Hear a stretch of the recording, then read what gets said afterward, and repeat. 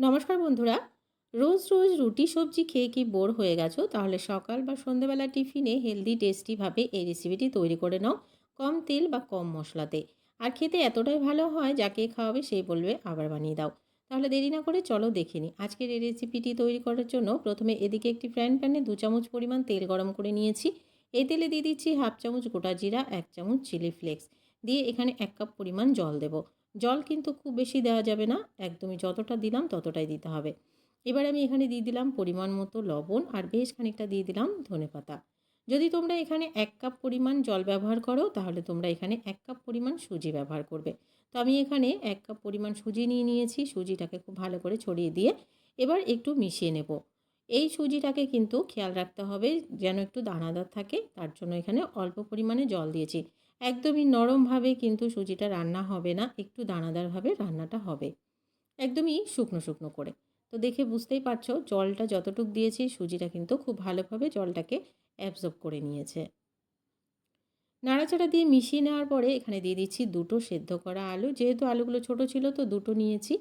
এবার আমি এখানে দিয়ে দিচ্ছি 2 চামচ পরিমাণ আটা। আটাটা দিলাম বাইন্ডিংয়ের জন্য। আটা না থাকলে এখানে চালের গুঁড়োও দিয়ে নিতে পারো। খুব ভালো করে মিশিয়ে নিচ্ছি এবার।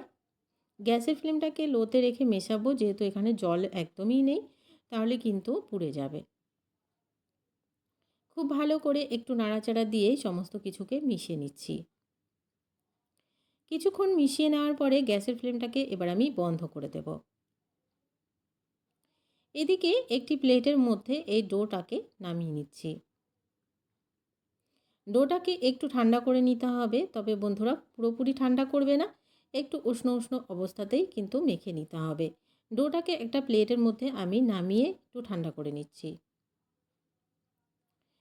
হালকা হালকা যখন গরম থাকবে তখন হাতের সাহায্যে খুব ভালো করে ডোটাকে একদমই স্মুথ করে মেখে একটা ডো রেডি করে নেব। যেমন আমরা রুটি তৈরি করার জন্য ডো রেডি করি ঠিক তেমন। আর এটা যদি গরম অবস্থাতে করা হয় তাহলে কিন্তু খুব সুন্দরভাবে মাখা হয়ে যাবে। তো বন্ধুরা, মেখে আমি একটা ডো রেডি করে নিয়েছি। এবার হাতে অল্প পরিমাণে তেল ব্রাশ করে নেব। এটা যদি একদমই চিপচিপে ভাব না থাকে তেল ব্রাশ না করলেও চলে। তো বন্ধুরা, আমি তবু হাতে অল্প পরিমাণে তেল ব্রাশ করে নিলাম আর অল্প পরিমাণে এখান থেকে ডো নিয়ে একটা শেপ দিয়ে নিচ্ছি।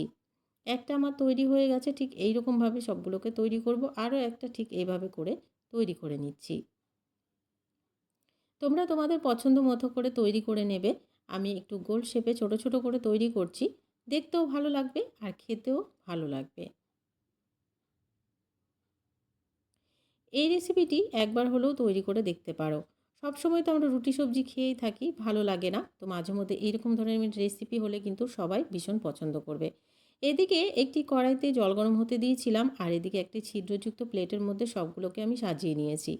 এবার এদিকে আমি বসিয়ে দিলাম আর ভাপে স্টিম হতে দেব প্রায় 10 মিনিট মতো। খুব বেশি টাইম লাগে না, 5 থেকে 10 মিনিটের মধ্যে দেখবে এগুলো খুব সুন্দরভাবে তৈরি হয়ে গেছে। তো ঢাকা দিয়ে রেখে দিয়েছি প্রায় 10 মিনিট মতন। তো 10 মিনিট পরে আবারও ফিরে এলাম। ঢাকাটা সরিয়ে দেখে নেব। তো দেখুন বন্ধুরা, সবগুলোই কিন্তু সেদ্ধ হয়ে গেছে। নামিয়ে এবারে খুব ভালো করে ঠান্ডা করে নিতে হবে। একদমই তেল মশলা ছাড়া দারুণ টেস্টি একটি রেসিপি, ভালো লাগলে অবশ্যই বানিয়ে দেখবেন। একটি লাইক শেয়ার করে দেওয়ার অনুরোধ রইল। নতুন বন্ধু চ্যানেলে নতুন এসে থাকলে চ্যানেলটিকে সাবস্ক্রাইব করে রাখার অনুরোধ রইল। এই রেসিপিটি আপনারা যদি এভাবে না খেতে চান, একটুখানি ফ্রাই করেও নিয়ে খেতে পারেন, সেটা আপনাদের পছন্দ মতো। তো আজকের রেসিপি এখানে শেষ করছি, দেখা হচ্ছে পরবর্তী রেসিপিতে। ততক্ষণ পর্যন্ত সবাই ভালো থাকবেন বন্ধুরা। আজকের মতন তাহলে টাটা।